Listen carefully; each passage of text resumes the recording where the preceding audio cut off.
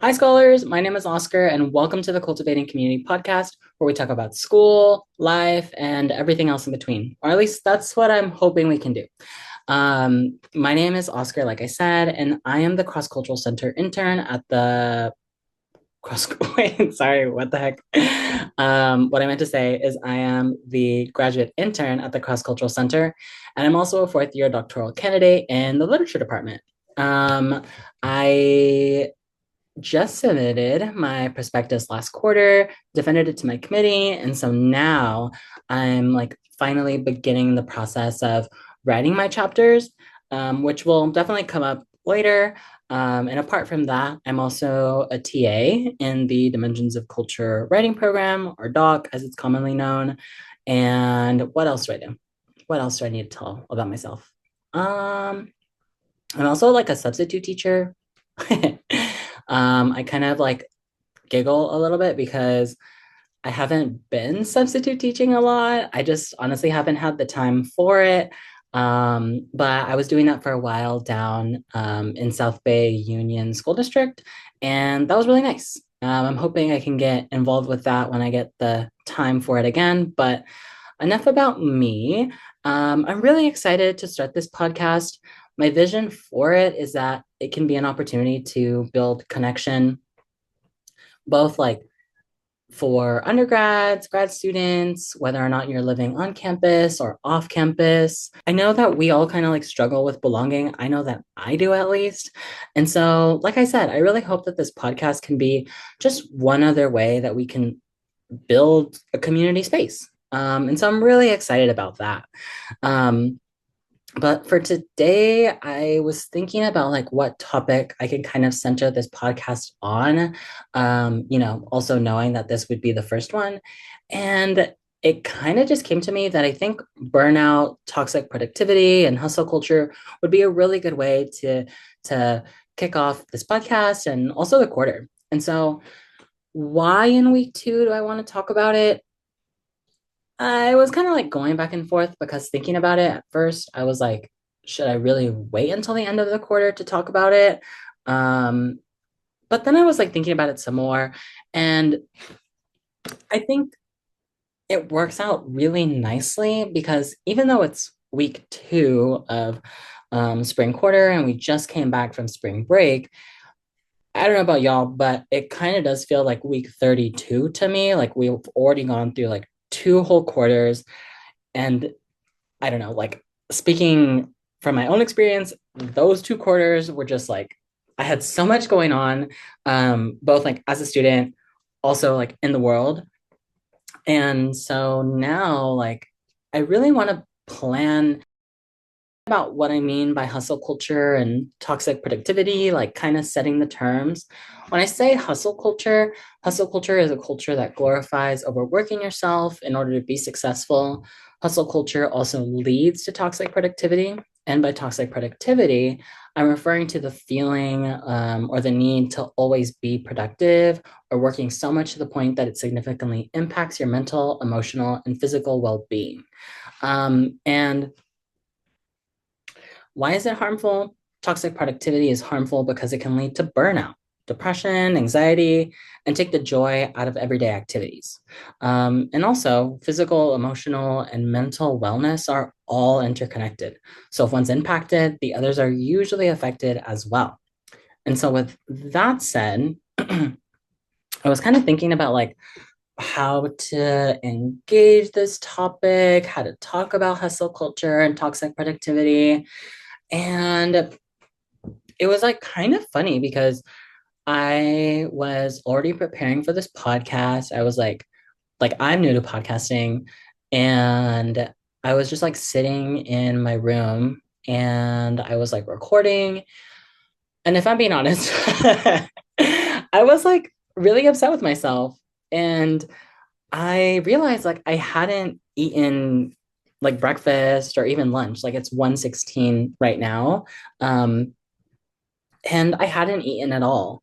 And I bring it up because it ties so well to this topic. Like I wasn't prioritizing my own needs because I was too busy just thinking like, let me get this started, let me get this done. I as you can maybe tell already from like talking a little bit about myself personally, like I have so much to get done, it feels. And so it feels really appropriate. Um, and I was thinking too about like that one TikTok that was like, I gotta put me first. I gotta put me first. Some of y'all may get what I'm saying. And if you don't, definitely go look it up. But it kind of made me giggle just because, like, yeah, I have to put myself first. And it's so funny because I'll be the first to admit that, like, I definitely think that it's being like, like the level of productivity that I force myself to be at. I'll say, like, definitely 100%. It feels like it's been that thing that's gotten me where I'm at now in my life.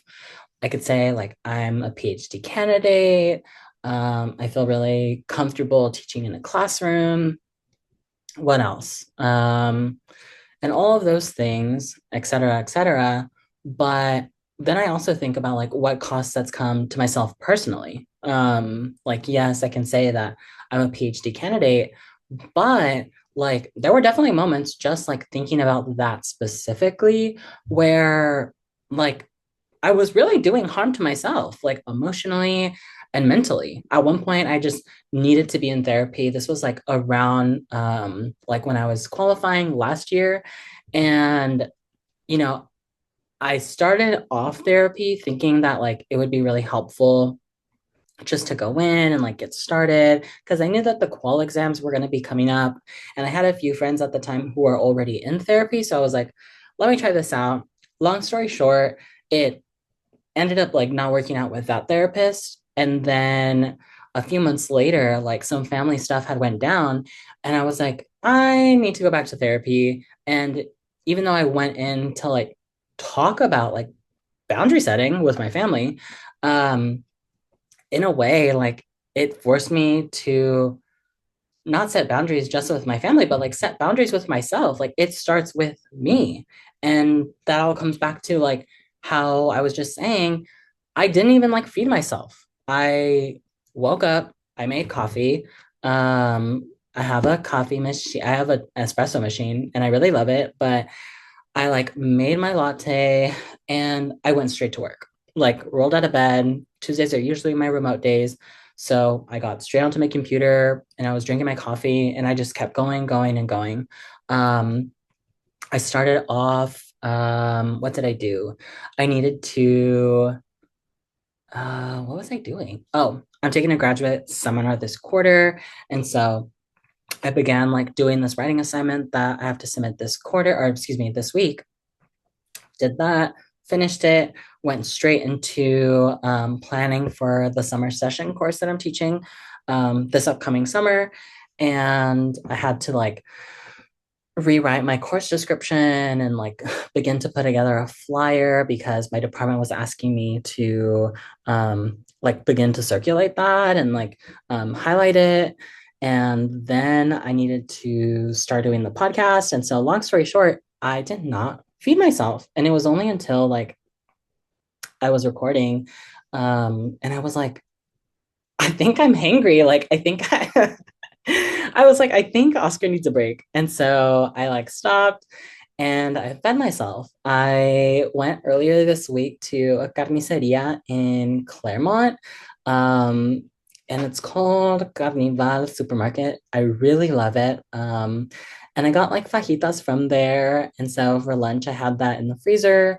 I defrosted it for a bit and then just cooked it, sat down, had a little lunch by myself in my kitchen. I also enjoyed the LaCroix that I had with it.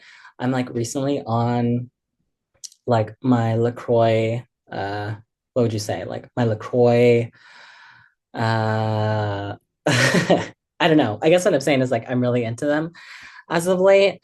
And yeah, I found myself and now I'm here and I feel a lot better. But it kind of just goes to show that like it's just so embedded in myself personally. And I know I'm not the only one that feels this way. And so, where does this kind of all come from?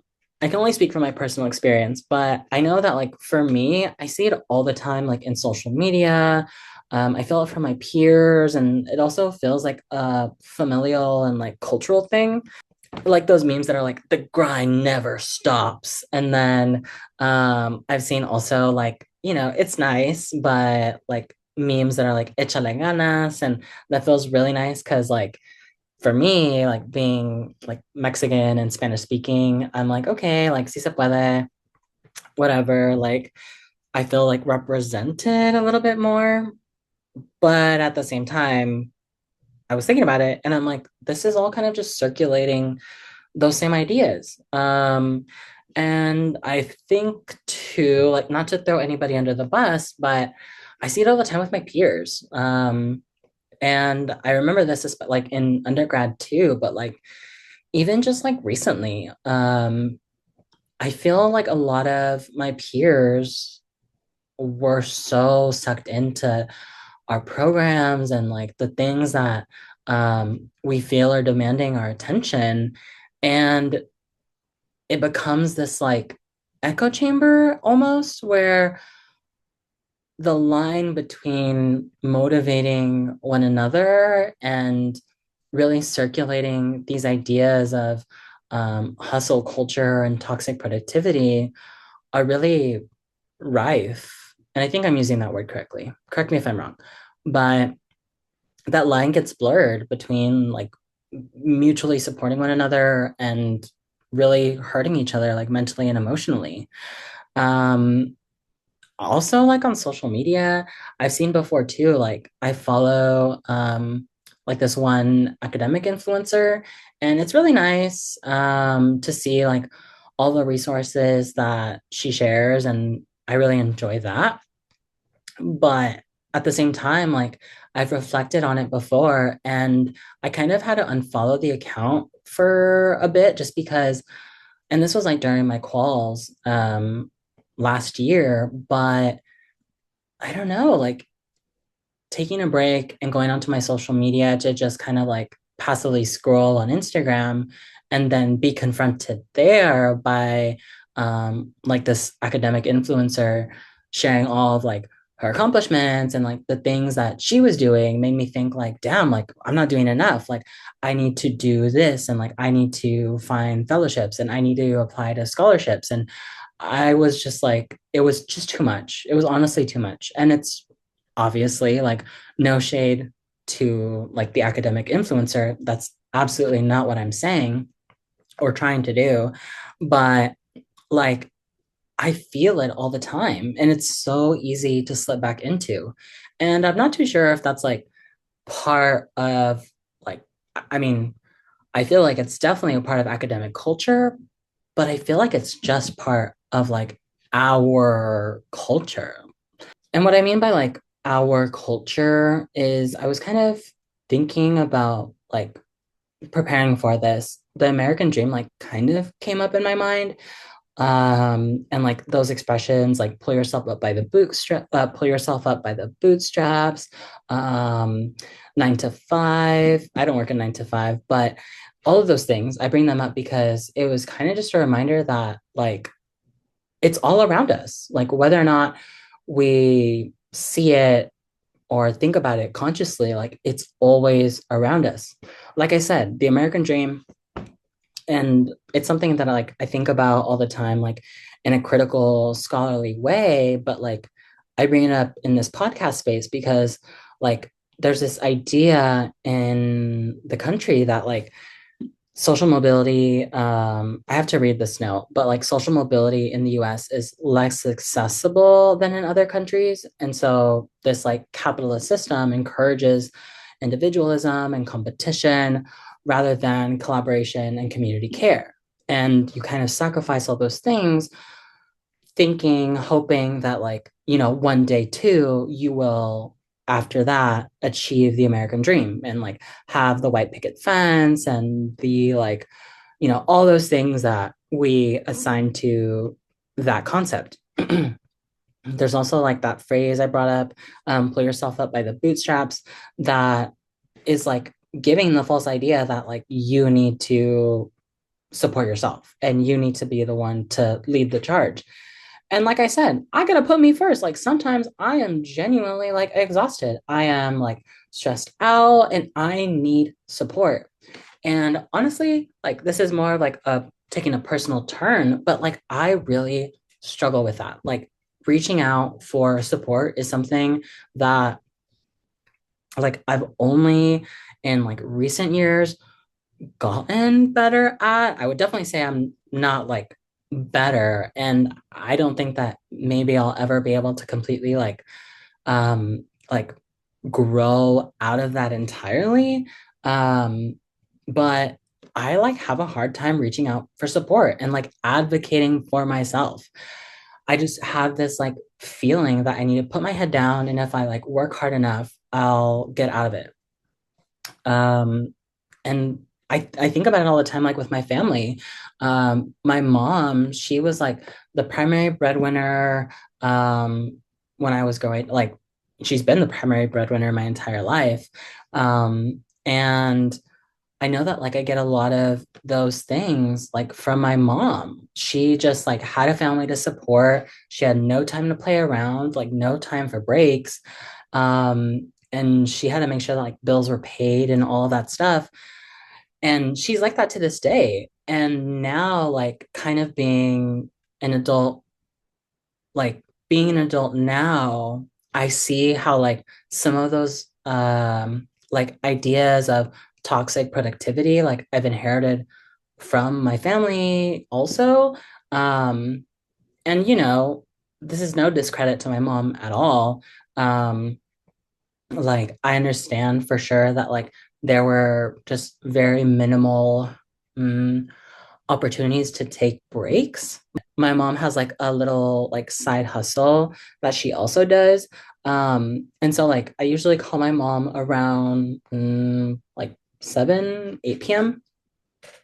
It's just usually like when I'm back home, like after the end of the day, like I call and check in with her. And sometimes I call her and she's like still on the computer. Mind you, her regular workday starts at about 8 or 9. Um, and so sometimes I have to tell my mom, like, do you need to be working on this right now? Um, and sometimes it is a yes, but other times it's not. And sometimes it's like she could really just be resting. And so it's been really healing for me, but also to be able to like bring those things to my family and to my mom and like to my dad and all these other folks. So that we're not always just like trying to survive, but like also taking care of ourselves. I feel like, especially I can say like being Mexican, it definitely feels like it's a cultural thing. Like the idea of like échale ganas and all those things. But we're working through it. We're trying our best and trying to move forward, right? And so I was trying to think about like ways of detecting burnout. And I found this from the National Health Institute, but they say that for detecting burnout, burnout is typically thought to be caused by work related or other kinds of stress. The signs of burnout include exhaustion, alienation from work related activities, reduced performance, and they say about exhaustion that people affected feel drained and emotionally exhausted. They report not having enough energy, being overwhelmed, and feeling tired and down. They may also develop physical symptoms like pain and gastrointestinal problems. Um, and then for alienation, they say that people who have burnout find their jobs increasingly stressful and frustrating. They may start being cynical about their work conditions or colleagues. They may increasingly distance themselves emotionally and start showing less interest in their work. And that one, like, just reading it, just reading it, like, reminds me so much about myself because I am that person. Like, I will lock in, as they say, I will tell myself that I'm going to lock in, but more often than not, it just means that I'm isolating myself from everybody else. And, sometimes you do have to lock in and like get things done, but it's really hard when you're like alienated from other people, um, and not reaching out for support. Like last quarter, literally just last quarter, um, I began the quarter in our like regular cross-cultural center team meeting. It was like right after the new year and or like the new year's holiday celebration. And we came back and my supervisor asked me like, oh, so like what I think she either asked me or we were just talking about it. It was about like New Year's resolutions. And I what I do remember is like telling my supervisor and the team that I was gonna lock in. Like I was gonna lock in that quarter, like financially, academically, of course. And I definitely did. Like I said at the beginning of the more towards the beginning of the podcast, like I got my prospectus done. I opened up a Roth IRA. Like I was very proud of myself. But I like started isolating myself from like my friends, and I love hanging out with my friends. They like bring me so much joy. They like, and my family, like I love calling my mom and like seeing how she's doing and like checking up on my siblings. But I just like started to notice that I was really separating myself from all the people that I care about. And I don't know, for me personally, like I'm somebody who like really does need deep social connection. And so it's just interesting to see like in my own behavior that like when I'm stressed, I isolate myself from others, even though that's exactly what like brings me energy and like makes me happy. The last thing that they say for detecting burnout is reduce performance. They say burnout mainly affects everyday tasks at work, at home, or when caring for family members. People with burnout are very negative about their tasks, find it hard to concentrate, are listless, and lack creativity. And once again, that is totally me. I have to write a lot. Like I feel like sometimes like I read and write for a living. Whether that's as a PhD candidate, whether that is as a TA, whether that's as a grad intern at the Cross Cultural Center, I'm like constantly reading things and I'm constantly writing and like producing things. And sometimes, like, even though I have to do them for my different, responsibilities, like it's really hard to concentrate. And sometimes, like, I lack the motivation or like I'm really upset about the task itself. And that's not really like something that I enjoy, like, because at the end of the day, like, I do love teaching and like I'm passionate about my research and I love the work that I do at the cross. But sometimes, like, if I'm not taking breaks, if I'm not like taking a chill pill, then all of a sudden, like, the things I care about go out the window. And so that's that. And that's a really good transition to my next point for today, which is that self care matters. Like I said earlier, I fed myself. I fed myself fajitas, and that was super yummy.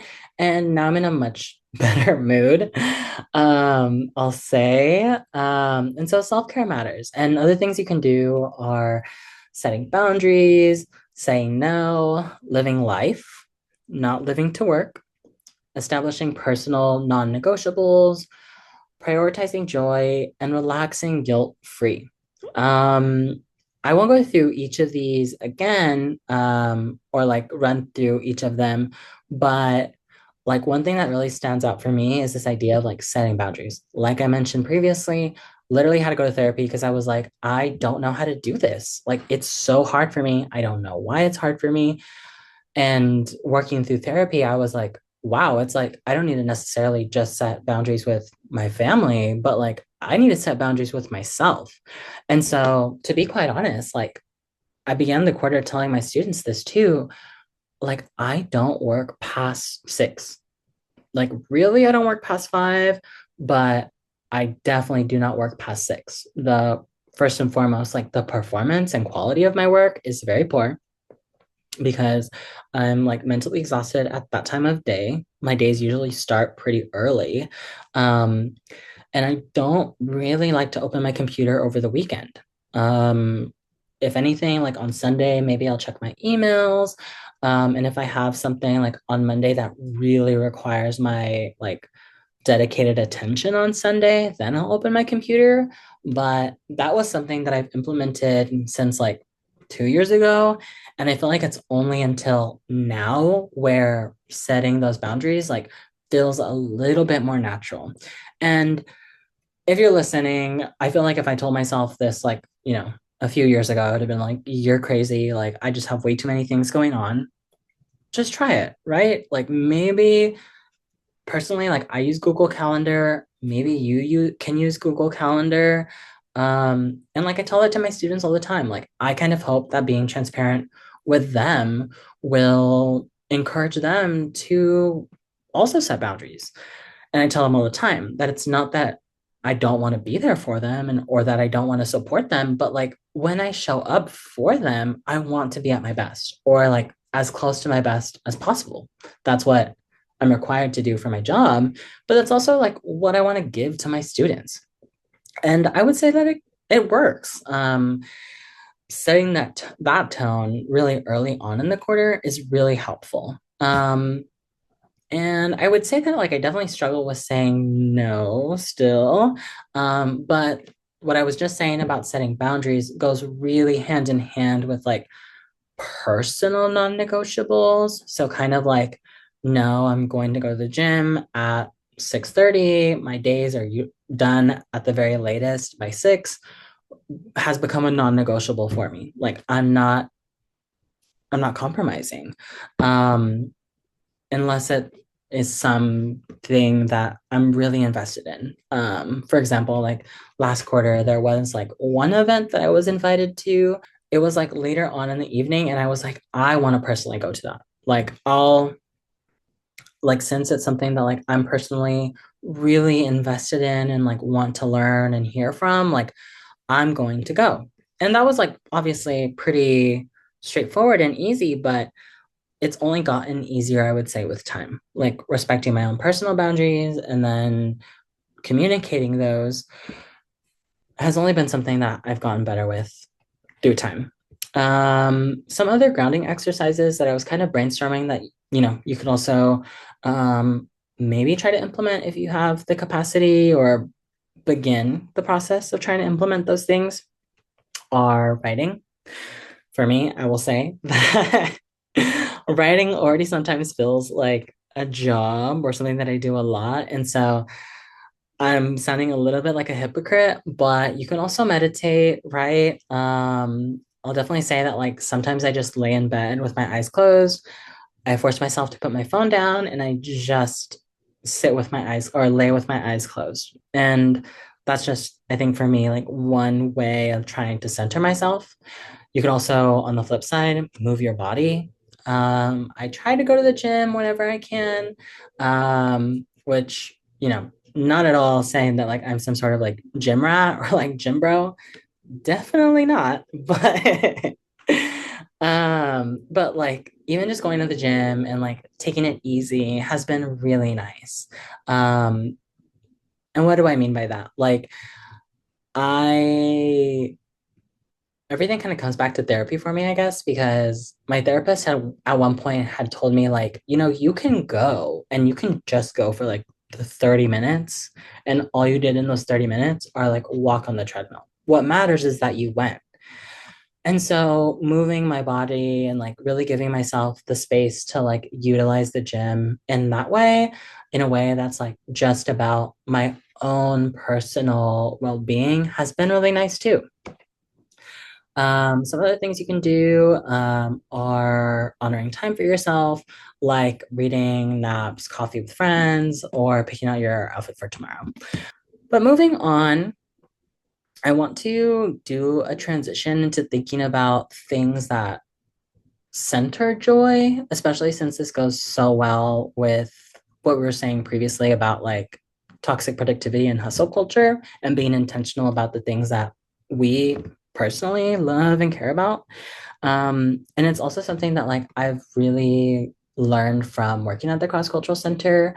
In our meetings, we usually like begin by centering joy, talking about things that are like making us happy. And I'll also say that it's even something that I've begun to implement in my own teaching with students. I'll ask them usually to like identify one small joy and one big joy. And so I would say that my small joy is my duvet. My duvet and duvet cover. I recently just got a new one, so I'm super excited about it. I'm recording from my room right now at my desk, but I can see my bed, and the duvet is like this aquamarine blue, and the insert, I don't know what the material is, but I will say that my previous duvet insert was like a polyester fabric or something like that. And I got it a few years ago. And so it was like time to replace it. But when I was like shopping for a new one, I was like trying to stay away from polyester just because like the filling was not giving, like it was not it. And so that's my small joy. I've kind of like been doing a lot of traveling and have a lot more traveling, just because I have like different commitments coming up. And so I haven't really been able to like enjoy the duvet. I don't know, like I've just been all over the place. And so I was really happy last night when I was like sleeping in bed and just like cuddling up in my blanket. And then my big joy, I would say, I recently went to a conference. I went to the National Association for Chicano Studies in Albuquerque, New Mexico. The conference was really nice. Enjoyed being in Albuquerque. I got to take, I wouldn't say like definitely not an official tour, but like a little spin around the Old Town area. And then like some other highlights when I was there were seeing Sherry Moraga, Chela Sandoval, and like others. Sherry Moraga is somebody that I like as an academic and like scholar, and also just personally, like I think a lot about like her work and like the work of Chicana feminism. And so it was like honestly just like super cool. I was like completely fangirling when I saw Sherry because I was like, oh my God, she's real. She's a real person. Like obviously she's a real person, but like, I don't know, you read like the things that these people have done, and like I'm only familiar with them through their work. And so like to see her and Chela and Emma Perez like in person was just like literally like mind-boggling. I had to keep apologizing to one of my friends because I was like, I'm sorry if it's like not that big of a deal, but it just feels like a big deal to me. And she was like, no, it is a big deal. So thank you for that. And then, yeah, it was like lovely being there at the Knox conference. They also had invited like a lot of people that were engaging outside of like scholarship and like producing scholarship. What I mean by that is like I got to hear from a panel of like Chicana feminists that elder Chicana feminists that were like there before the creation of the conference itself. And so they even gave us like a little history of like how that came about, and like how it was such a big deal when they like were able to form a Chicana caucus, and then later on when they were able to support the formation of a lesbian caucus. I was really obsessed with all of that. Thank you for joining us today for the Cultivating Community podcast. My name is Oscar. Be sure to follow us on Instagram at UCSD Cross Cultural Center. And that's it. I'll see you next time.